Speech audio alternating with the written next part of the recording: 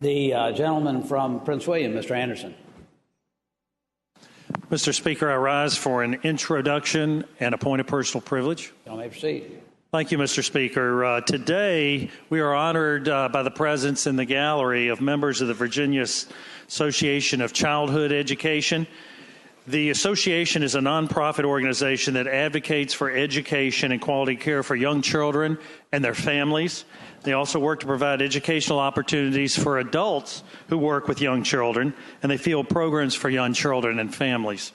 Many of you have met with them individually in your offices today, and I note that one participating group is the Virginia Alliance of Family Child Care Associations, which is working to strengthen the quality of child care across Virginia.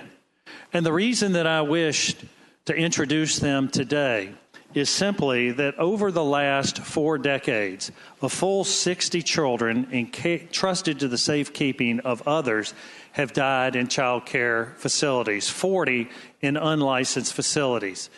And so that's their focus. It has been my privilege over the last year plus to work with the gentlewoman from Fairfax on a bill to address background checks for those who provide child care and to define a better licensing threshold for licensing, inspecting, and training those who work in these homes. And I would also be remiss if I didn't thank the gentleman from Hanover for the work that he has done as chairman of the Commission on Youth. And so, ladies and gentlemen, I was asked that you give a warm house welcome to the members of the Virginia Association of Childhood Education.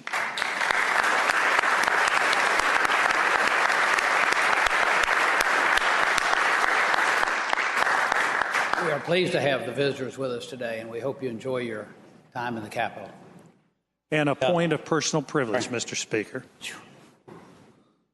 Ladies and gentlemen of the House, if there is one issue on which we can all agree, that is obviously supporting our veterans, the men and women who have worn the cloth of the country. Governor McAuliffe said the day that he took his oath of office that he would make Virginia the most veteran-friendly state in the United States. Likewise, Mr. Speaker, you have said for many years that that was a major goal, and we have watched that play out on the floor of this House. And there's good reason for this kind of bipartisan cooperation. In addition to Virginia being the home of the Pentagon and Fort Belvoir and Fort Lee and Langley Air Force Base and Naval Station Norfolk and Quantico, we have here living on Virginia soil 750,000 veterans, men and women who have served their country in uniform.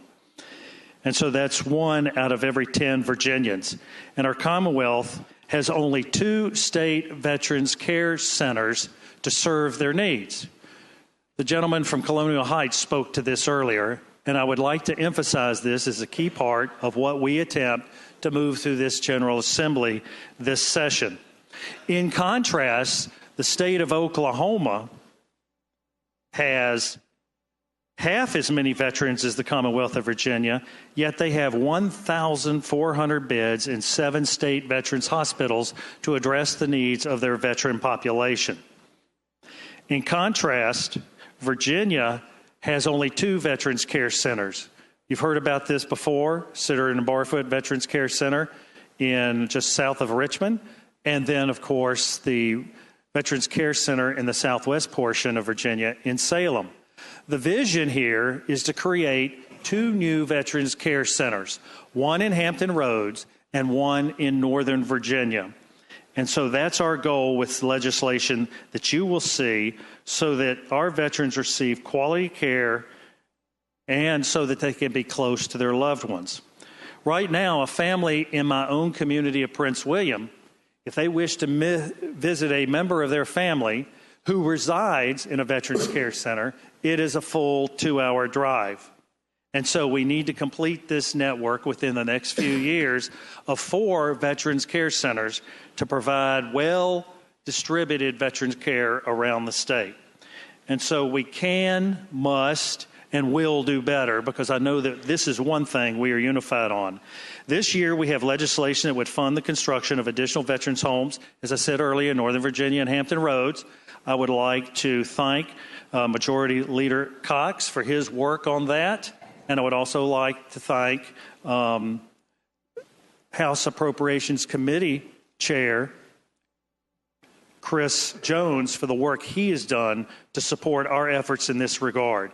We've already identified the land in both Northern Virginia and Hampton Roads because the federal grant that comes to us as a result of the state monies that we set aside are for only construction, not for land acquisition. So we are well on the way to realizing this necessity for the men and women who have worn the cloth of the country as Virginians. When it comes to funding the core functions of government, we can all agree on one thing, and that's that providing our veterans with support that they deserve is a vital necessity.